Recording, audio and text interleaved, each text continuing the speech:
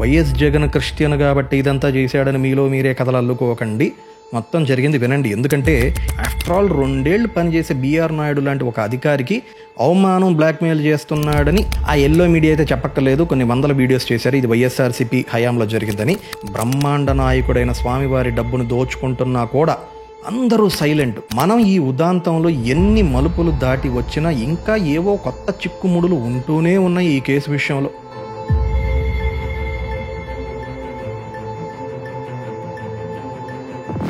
ఈ వీడియోలో మీరు తిరుమల తిరుపతి వెంకటేశ్వర స్వామి పైన అచంచలమైన భక్తి విశ్వాసాలు కలిగిన కోట్లాది భక్తుల విశ్వాసాన్ని ఎవరో పర మతస్థులు లేదంటే స్వార్థపూరిత రాజకీయ నాయకులు కాదు, సాక్షాత్తు దేవస్థానం లోపల నుండే జరిగిన ఒక క్షమించరాని భారీ దొంగతనం, దాని గురించిన వాస్తవాలు, అలాగే అంతటి ద్రోహం చేసినప్పటికీ కప్పిపుచ్చడానికి ప్రయత్నించిన ఆ వ్యవస్థను బహిర్గతం చేసే ప్రయత్నం చేస్తాను. ఇది నేను 2012లో తిరుమలకు వెళ్ళినప్పటి ఫొటోస్ అండ్ వీడియోస్.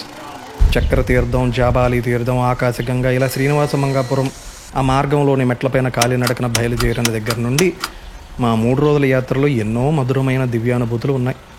మళ్ళీ నాకు ఆ అదృష్టం నా స్నేహితుడు పుణ్యమా అని 2023లో దక్కింది.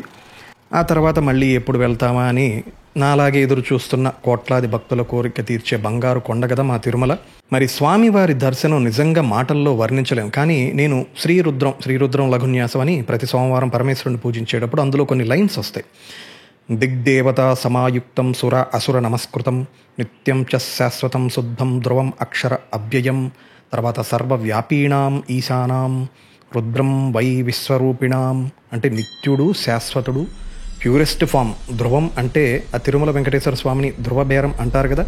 అలాగే సర్వవ్యాపీన ఈశానాం, ఈశ్వరుడు అంతటా వ్యాపించినవాడు. మరి అంతటా వ్యాపించినవాడు విష్ణువే కదా. ఎందుకు చెప్తున్నానంటే తిరుమల అంటే కేవలం 7 కొండలు, పవిత్ర తీర్థ ప్రసాదాలు, కోటి జన్మల పుణ్యఫలం దక్కే క్షేత్రం మాత్రమే కాదు. అది ప్రతి పండితుడు, పామరుడు, పేద, ధనిక అనే భేదం లేకుండా అక్కడికి వెళ్ళిన ప్రతి భక్తుడి ధర్మమైన కోరికను తీర్చే అది కలియుగ వైకుంఠ ధామం. అలా ఆ కోరికలు తీరాలని మొక్కుకొని కష్టపడి సంపాదించిన వాళ్ళ డబ్బుని స్వామికి సమర్పించుకుంటూ ఉంటారు కదా. మరి ఇంత పవిత్ర విశ్వాసాలతో కూడిన ధనాన్ని, ఆ విరాళాలని, ఆ కానుకల్ని తిరుమల తిరుపతి దేవస్థానం వారు లెక్కించే సేవని, ఆ ప్రక్రియనే పరకామణి అని అంటారు. మీరు గమనించాలి, పరకామణి అంటే విరాళాలను లెక్కించే సేవ అని అర్థం. అది కూడా ఎలాంటి సేవ? నిస్వార్థ సేవ. ఎందుకు దీన్ని సెల్ఫ్లెస్ సర్వీస్ అంటారంటే అప్పుడే ఫైనాన్షియల్ ట్రాన్స్పరెన్సీ అండ్ అకౌంటబిలిటీ దానికి ఉంటుంది కాబట్టి. అప్పుడే ఎక్స్‌ప్లాయిటేషన్ ఆఫ్ డివోటీస్, అంటే భక్తులు ఇచ్చే విరాళాలు ఎవరు దోచుకోవడానికి వీలుండదు, అటువంటి దుర్బుద్ధి పుట్టకుండా ఉంటుంది కాబట్టి దాన్ని సేవ అని అంటారు.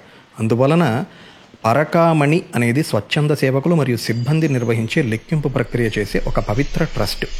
మరి ఈ ట్రస్ట్కి ఎవరి ద్వారా ఎక్కువ మొక్కులు, కానుకలు వస్తుంటాయో మీకు తెలుసా? మనకి జనరల్లీ న్యూస్లో, హెడ్లైన్స్లో, ఆ యూట్యూబ్లో ఎప్పుడు కూడా ఇండస్ట్రియలిస్టు, బిలియనీర్స్ లేదంటే సెలబ్రిటీస్ ఇచ్చే కానుకల గురించే చూస్తూ ఉంటాం. వీళ్ళు సిగ్నిఫికెంట్ పోర్షన్స్ ఆఫ్ డొనేషన్స్ ఇస్తున్నప్పటికీ ఫైనాన్షియల్ రిపోర్ట్స్ చెప్తున్న వాస్తవాలు చూస్తే మీకు ఆశ్చర్యం వేస్తుంది. తిరుమల యొక్క నిజమైన సంపద, దాని ఖజానాకు వస్తున్న అపారమైన కానుకలు, విరాళాలు, అంటే ఒక షేర్ అమౌంట్ ఆఫ్ అన్డినేబుల్ వాల్యూమ్ ఎక్కడి నుంచి వస్తుందో తెలుసా? 7 కొండలకు రోజువారీ భక్తుల నుండే వస్తున్నాయని చెప్తున్నాయి.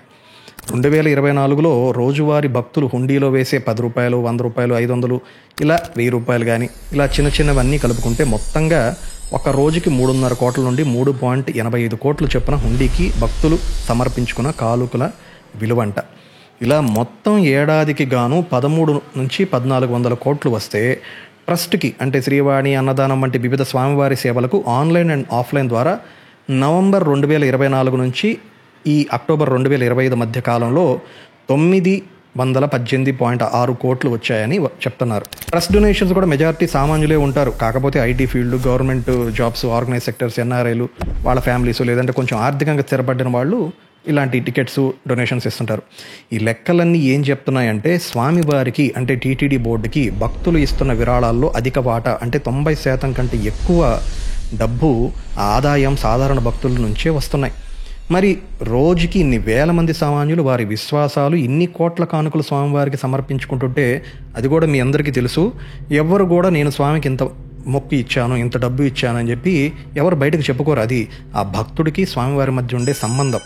మరి ఈ విశ్వాసాన్ని, ఆ సంబంధాన్ని ఎవరు అసలు వెలకట్టలేరు కదా. కానీ ఊహించండి, లెక్కించాల్సిన ట్రస్ట్లో పనిచేసే ఒక్కడు చాప కింద నీరులాగా క్రమబద్ధంగా ఇన్ని దశాబ్దాలుగా ఈ కానుకల్ని దోచుకుంటూ ఉన్నాడంటే ఇది పరకామణి ట్రస్టులో పనిచేసే ఒక్కరి చేతి వాటమే అంటే నమ్మగలమా?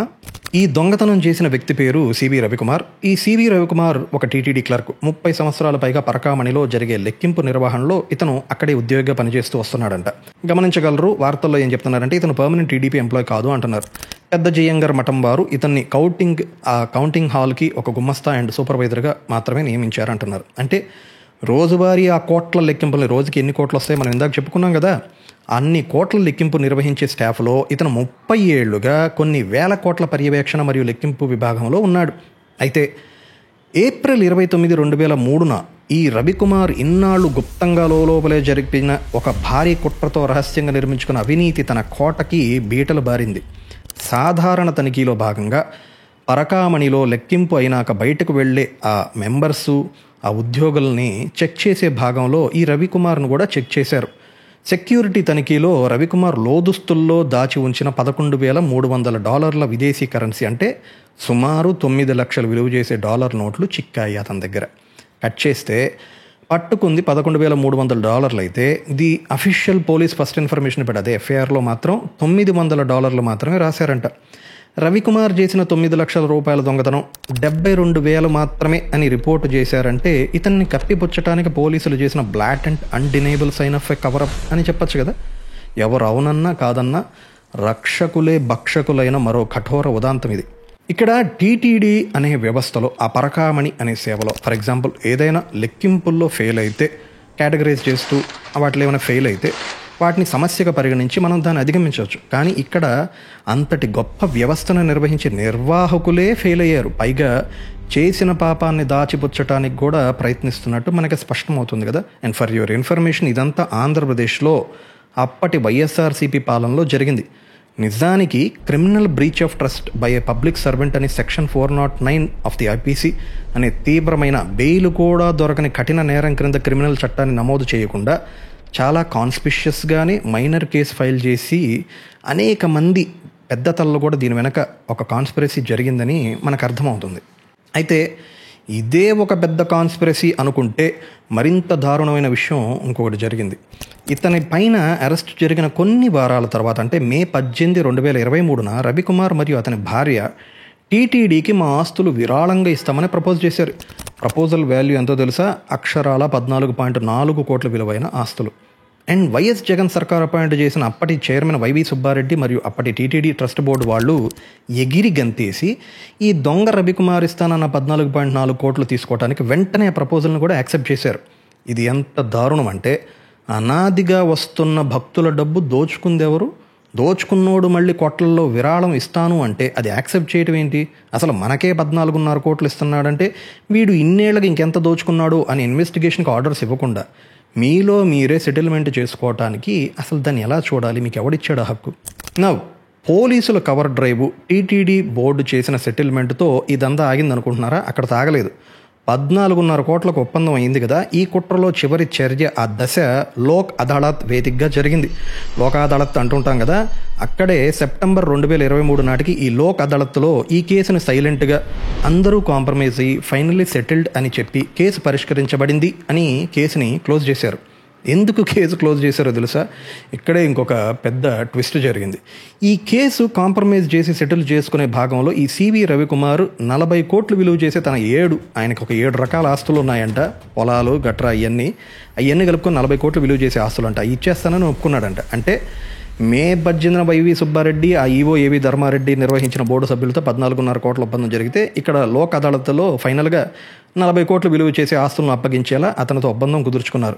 ఒక సాధారణ క్లర్కు 30 ఏళ్లుగా దోచుకుంటూ ఉంటే ఏం పర్లేదు నాయన, నువ్వు ఉత్తమమైన శుద్ధ పూసవే, చందనంతో పూసి మేము కడుగుతాం, నువ్వు 30 ఏళ్లుగా దోపిడీ చేసినా పర్లేదు, మాకు ఆ 40 కోట్లు డొనేషన్స్తో కట్టేసావు కదా అని వీళ్ళు సెటిల్ చేసుకున్నారు. అప్పటి వైఎస్ఆర్సీపీ నిర్మించిన టీటీడీ పాలక మండలి. వైఎస్ జగన్ క్రిస్టియన్ కాబట్టి ఇదంతా చేశాడని మీలో మీరే కథలు అల్లుకోకండి.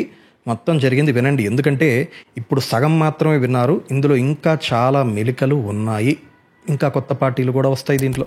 సెప్టెంబర్ 23లో ఈ ఒప్పందాలు జరిగితే సరిగ్గా 2 ఏళ్లకు, అంటే గడిచిన సెప్టెంబర్ 21, 2025లో ఈ పరకామణి దొంగతనం కేసుకు సంబంధించిన సీసీటీవీ ఫుటేజ్ని టీటీడీ బోర్డు సభ్యులు భానుప్రకాష్ రెడ్డి, దివాకర్ రెడ్డి విడుదల చేశారు. ఈయన బీజేపీ మెంబర్ కూడా. అఫ్కోర్స్ కొన్ని నిఘా ఫుటేజ్ని కావాలని డిలీట్ చేశారు, లేదంటే చాలా సెలెక్టివ్ సర్టన్ రికార్డెడ్ ఫుటేజెస్ మాత్రమే విడుదల చేశారు, అందులో దొరికాయి అని వార్తలు కూడా వస్తున్నాయి. బట్ ఇక్కడ మీకు కొన్ని ప్రశ్నలు రావచ్చు. ఈ సీసీటీవీ ఫుటేజ్ని 2 ఏళ్ళు అయ్యేదాకా ఎందుకు రిలీజ్ చేయలేదు, అండ్ ఇప్పుడే ఎందుకు రిలీజ్ చేయాలి? ఆబ్వియస్ రీజన్స్ ఏం కనిపిస్తున్నాయి అంటే, ఒకటి, భానుప్రకాష్ రెడ్డి అనే వ్యక్తి 2019-24 మధ్య బోర్డు మెంబర్గా పనిచేయలేదు ఆ పరకామణి దొంగతనం బయటపడినప్పుడు. కానీ గమనించగలరు, 2014-19 మన రాష్ట్రం విడిపోయిన తర్వాత నూతన ఆంధ్రప్రదేశ్ ఏర్పడినప్పుడు ఇతను టీటీడీ బోర్డు మెంబర్గా పనిచేశారు. అంటే ఇతను ఒక seasoned BJP politician and also టీడీపీతో కూడా సంబంధాలు ఉన్నాయి. ఇది ఇతని పోర్ట్ఫోలియో. వాట్ ఎవర్ అండి, న్యూ గవర్నమెంట్ ఫామ్ అయ్యి ఏడాది పైన అయింది కదా, ఇన్నాళ్ళు ఈ సీసీటీవీ ఫుటేజ్ ఎందుకు రిలీజ్ చేయలేదు? దానికి నా దగ్గర అయితే సమాధానం లేదు. కానీ ఇతనికి నిజంగా, భానుప్రకాష్ రెడ్డికి నిజంగా ఇంత బాధే ఉంటే మొన్న మీడియా ముందుకు వచ్చి కన్నీళ్లు కూడా పెట్టుకున్నారు. ఈయన చాలా వార్తల్లో కూడా వచ్చింది ఆయన ఏడ్చారని. అక్కడ ఏం జరిగినా వెంకటేశ్వర స్వామికి కాపలా కుక్కగా నేను పనిచేస్తున్నా. చాలా బాధగా ఉంది. మరి అంత బాధపడిన వ్యక్తి మరి ఎందుకు కోర్టులో కేసు వేయలేదు? మీరు బోర్డు మెంబరు, అధికారంలో ఉంది మీ కూటమి ప్రభుత్వం, పైగా హిందుత్వానికి, ఆ మతానికి మొత్తం ప్రతినిధులు మేమే అని చెప్పుకునే బీజేపీనే కదా కేంద్రంలో కూడా ప్రభుత్వం నడుపుతుంది. ఇంత అధికార బలం ఉండి మీరెందుకు కోర్టులో కేసు వేయలేదు? ఆడియన్స్, మీకు దీని గురించి సమాధానం తెలిస్తే కామెంట్స్లో చెప్పండి. ఇక్కడే ఈ కథలోకి ఇంకో కొత్త క్యారెక్టర్ వచ్చింది. తిరుపతికి చెందిన పాత్రికేయుడు మరియు సంపాదకుడు ఎం శ్రీనివాసులు. ఇతను తిరుపతి వార్త అనే చిన్న ప్రచురణ నడుపుతున్నారు. ఈ పరకామణి కేసుని మొట్టమొదట ఆంధ్రప్రదేశ్ హైకోర్టుకి తీసుకెళ్లిన రిట్ పిటిషనర్ ఇతనే. ఇతను మొదట 2023లో అంటే సంఘటన జరిగినప్పుడు సిఐడి విచారణ కోసం పిటిషన్ వేశారు. కానీ ఎటువంటి చర్య తీసుకోకుండా అతని రిప్రజెంటేషన్ కూడా ఇగ్నోర్ చేయడంతో ఆంధ్రప్రదేశ్ హైకోర్టులో రిట్ పిటిషన్ నెంబర్ 1294/2025ని దాఖలా చేశాడు. అతని పిటిషన్పై చర్య తీసుకొని జస్టిస్ గన్నమనేని రామకృష్ణ ప్రసాద్ గారి నేతృత్వంలోని హైకోర్టు సెప్టెంబర్ 25లో లోక్ అదాలత్ ఉత్తర్వులను సస్పెండ్ చేసింది. అంతేకాదు తర్వాత తిరిగి మొన్న అక్టోబర్ 2025లో పూర్తి స్థాయి సిఐడి మరియు ఏసీబీ దర్యాప్తులకు కూడా ఆదేశాలు ఇచ్చారు హైకోర్టు జడ్జి గారు. The case is officially listed as M Srinivasulu versus the state of Andhra Pradesh and others, red petition number 1294/2025. ఈ ఫైల్ నేను డిస్క్రిప్షన్లో పెట్టాను, మీరు కూడా చదువుకోవచ్చు. అంటే పరకామణి ఇష్యూలో తిరుపతి వార్త అనే చిన్న ప్రచురణను నడుపుతున్న ఈ ఎం శ్రీనివాసులు అనే వ్యక్తి పాత్ర చాలా కీలకమైనదే కాదు, అసలు దీనిపైన న్యాయ పోరాటానికి శ్రీకారం చుట్టిన వ్యక్తి కూడా ఇతనే. కన్ఫ్యూజన్ లేకుండా ఇప్పటి వరకు జరిగిన సంఘటనల టైం లైన్లు ఒకసారి మీరే చూడండి. దీని నుండి మనం ఏం నేర్చుకుంటున్నాం అసలు? అగైన్ ఇక్కడ ఆ సివి రవికుమార్ దగ్గరికి వద్దాం. ఒక సాధారణ గుమ్మస్తా మఠంలో సూపర్వైజరు మొదట 14.5 కోట్ల విలువ చేసే ఆస్తులు విరాళంగా ఇవ్వటం. కొన్ని నివేదికల ప్రకారం అయితే ఆ విలువ 40 కోట్లు అంటున్నారు. ఇంకొన్ని ఇన్వెస్టిగేషన్ రిపోర్ట్స్ ప్రకారం అయితే తిరుపతి మరియు చెన్నైలో అతనికి మొత్తం ఎస్టిమేషన్ ఏం చేస్తున్నారంటే అతని ఆస్తుల విలువ 100 కోట్ల రూపాయలపైనే అతను కూడబెట్టాడంట. ఇది 30 సంవత్సరాలుగా పైగా అతను సైఫండ్ మనీ అంటారు, అంటే ఒక సంస్థ లేదా ఒక ఖాతా నుండి ఇల్లీగల్గా దొంగతనం చేస్తూ ఉండడం అన్నమాట క్రమబద్ధంగా. మరి తిరుమలలోని పరకామణిలో పనిచేసే ఒక్క క్లర్క్ వద్ద 100 కోట్ల ఆస్తిని కూడబెట్టగలిగితే దశాబ్దాలుగా గర్భగుడిలోనే పనిచేసిన ప్రధాన అర్చకుల దగ్గర నుండి శాశ్వత ఉద్యోగులు, పర్మనెంట్ ఎంప్లాయీస్ 6 నుంచి 8 వేల మంది వరకు ఉండొచ్చు అంటున్నారు. కాంట్రాక్ట్ ఎంప్లాయీస్ ఎంత లేదన్నా నాకు తెలిసి 13-15 వేల మంది దాకా అక్కడ పనిచేస్తుంటారు. వీళ్లలో ఈ రవికుమార్ లాంటి క్లర్క్ ఇంకొక్కడు కూడా లేడు అని ఏ ఒక్క అధికారైనా చెప్పగలరా, గ్యారంటీ ఇవ్వగలరా? ఈవో కానీ, ప్రభుత్వం నియమించిన టీటీడీ చైర్మన్ బిఆర్ నాయుడు గారు కానీ. మీకు ఇంకొక మైండ్ బ్లోయింగ్ న్యూస్ చెప్పమంటారా? ఆగస్టు 20, 2025 టీటీడీ చైర్మన్ బిఆర్ నాయుడును బ్లాక్మెయిల్ చేశాడనే ఆరోపణలతో తిరుపతి వార్తకు చెందిన ఎం శ్రీనివాసుల పైన కేసు నమోదైంది. ఇందాక మనం చెప్పుకున్న విజిల్ బ్లోవర్ కొత్త క్యారెక్టర్ అని చెప్పాను కదా, అదే శ్రీనివాసులపై ఇతను తన డిమాండ్లను నెరవేర్చకపోతే పరువు నష్టం కలిగించే కంటెంట్ ప్రచురిస్తానని బెదిరించాడని ఇతను ఆయన పైన ఆరోపణలు వచ్చాయి. ఇలా టీటీడీ చైర్మన్కు వ్యతిరేకంగా ఆయన చేసిన వార్తలపై గోండాలను ఆయన ఇంటిపై దాడి చేసినట్టు సాక్షిలో కూడా చూపించారు. సాక్షిలో వచ్చిందని కొట్టిపారేయకండి. ఎం శ్రీనివాసులు భార్యే దాడి చేయించింది చైర్మన్ మనుషులు అన్నట్టు చెప్పారు. కానీ విధి అంటారా, ఆ శ్రీనివాసుడి లేలంటారా, superintendent of the chairman's office నుండి ఇతని పైన కేసు వేసిన సరిగ్గా ఒక్క నెలకి, అంటే సెప్టెంబర్ 19, 2025న ఇదే ఎం శ్రీనివాసులు దాఖలు చేసిన పిటిషన్కు అనుకూలంగా హైకోర్టు తన మొదటి ప్రధాన ఉత్తర్వులు వెలువరించింది. ఇందాక నేను చెప్పాను సిఐడి ఏసీబీ వాళ్ళ దర్యాప్తు చేయమని. ఆయన పైన దయచేసి చేసిన ఒక నెలకి ఈ తీర్పు వచ్చింది. అంటే తిరుమల తిరుపతి దేవస్థానంలోని పరకామణిలోని కుంభకోణాన్ని బయట పెట్టాలని హైకోర్టులో పిటిషన్ వేసి పోరాడి ఈరోజు సిఐడి అండ్ ఏసీబీ ఇద్దరు ఇన్వెస్టిగేషన్ చేయమని హైకోర్టు ఉత్తర్వులు రావడానికి కీలక కారణమైన అదే తిరుపతి వార్తా సంపాదకుడు ఎం శ్రీనివాసుల పైనే ఈరోజు అదే TTD board chairman defamatory content విషయంలో అతనిపైనే కేసు వేశాడు. పరకామణిలో కోట్ల రూపాయల దొంగతనం జరుగుతుందని బీఆర్ నాయుడు కానీ బోర్డు మెంబర్స్ కానీ ఇదంతా వైఎస్ఆర్సీపీనే చేస్తుందని ఆరోపిస్తున్న అధికారంలో ఉన్న టీడీపీ కానీ బీజేపీ వాళ్ళు కానీ ఆ ఎల్లో మీడియా అయితే చెప్పక్కర్లేదు, కొన్ని వందల వీడియోస్ చేశారు ఇది వైఎస్ఆర్సీపీ హయాంలో జరిగిందని. వీళ్ళు ఎవ్వరు కూడా ఓకే ఫ్యాక్ట్స్ చెప్పండి మాకేమీ నష్టం లేదు, కానీ వీళ్ళెవ్వరు కూడా ఎటువంటి న్యాయ పోరాటం చేయలేదు. బ్రహ్మాండ నాయకుడైన స్వామివారి డబ్బును దోచుకుంటున్నా కూడా అందరూ సైలెంట్. ఆఫ్టర్ ఆల్ 2 ఏళ్ళు పనిచేసే బీఆర్ నాయుడు లాంటి ఒక అధికారికి అవమానం బ్లాక్మెయిల్ చేస్తున్నాడని ఓకే అందులో నిజం ఉంటే లీగల్గా యాక్షన్ తీసుకోండి, తప్పేం లేదు. కానీ వెంటనే అనేక సెక్షన్స్లో మీరు కేసు వేయటానికి చూపించిన ఉత్సాహం, ఆ చిత్తశుద్ధి, అది కూడా మీరెవరు పట్టించుకోలేదు కదా. అసలు స్వామివారికి జరుగుతున్న అన్యాయం, ఆ పరకామణి దొంగతనాలు, మీరన్నీ నాటకాలు ఆడుతుంటే ఆచరణలో వెళ్ళి న్యాయ పోరాటం చేసిన వ్యక్తిపైన కేసు వేశారంటే ఏమనుకోవాలి మీ చిత్తశుద్ధి. అసలు ఇలాంటి వాళ్ళు ఉన్నారా తిరుమలేశుడి కొండపైన అంటే ఎంత ఆశ్చర్యం వేస్తుందంటే. చూసారా, మనం ఈ ఉదాంతంలో ఎన్ని మలుపులు దాటి వచ్చినా ఇంకా ఏవో కొత్త చిక్కుముడులు ఉంటూనే ఉన్నాయి ఈ కేసు విషయంలో. ఏది ఏమైనా కేవలం శ్రీవారి భక్తులకే కాదు, ప్రతి భారత పౌరుడికి ఈ పరకామణి విషయంలో ఏం జరుగుతుందనే విషయాలను తెలుసుకునే హక్కు ఉంది. మన అందరికీ తెలుసు, రాజకీయ నాయకులు తమ ఆస్తులు మరియు అప్పులను అఫిడవిట్లో ప్రకటించడం రాజ్యాంగబద్ధమైనటువంటి విషయం. మరి ఇదే శాసనం ఇన్ని వేల కోట్లకు జవాబుదారీతనముగా పనిచేస్తున్న టీటీడీ ఉద్యోగులు వాళ్లపై ఎందుకు వర్తించదు? అక్కడ స్వామివారికి సేవ చేసే అర్చక స్వాముల దగ్గర నుండి మనమందరం సమర్పించుకునే కానుకలు చేరే ఆ పవిత్రమైన హుండీ, ఆన్లైన్ అండ్ ఆఫ్లైన్ తిరుమలలోని ప్రతి ట్రస్ట్కి సంబంధించిన లావాదేవీలు పరిశీలించి పర్యవేక్షించి వాటికి నేరుగా అసలు యాక్సెస్ ఉన్న ప్రతి ఒక్కరి అసెట్స్ అండ్ లయబిలిటీస్ ఖచ్చితంగా వెల్లడించాలని ఒక మ్యాండేటరీ లీగల్ రిక్వైర్మెంట్ ఎందుకు చట్టం తీసుకురావట్లేదు? కనీసం మీ రిలవెంట్ డిపార్ట్మెంట్స్ ఆ వెబ్సైట్స్లో అయినా వీళ్ళ యాన్యువల్ ప్రాపర్టీస్ రిటర్న్స్ ఫైల్ చేస్తున్నారా? టీటీడీలో అదొకటి ఉందా వెబ్సైట్లో ఏమన్నా? ప్రజలు ఆలోచించండి, పబ్లిక్ సర్వెంట్లకే చాలా రూల్స్ ఉన్నప్పుడు అఖిలాండ కోటి బ్రహ్మాండ నాయకుడి దగ్గర పనిచేసే వాళ్ళకి అంతకు 10 రెట్లు రూల్స్ అండ్ రెగ్యులేషన్స్ ఉండాలి కదా. ఒక చిన్న గుమ్మస్తానే 40 కోట్లు ఆయన సెటిల్మెంట్ చేసుకోగలిగితే లోపల మీరు ఇంకెన్ని సెటిల్మెంట్స్ చేసుకుంటున్నారో మేమైతే చూడటం లేదు కదా. ఇది కేవలం డబ్బు గురించి కాదు, మా అందరి విశ్వాసం గురించి. అది దెబ్బతీయాలని చూస్తే అస్సలు సహించం.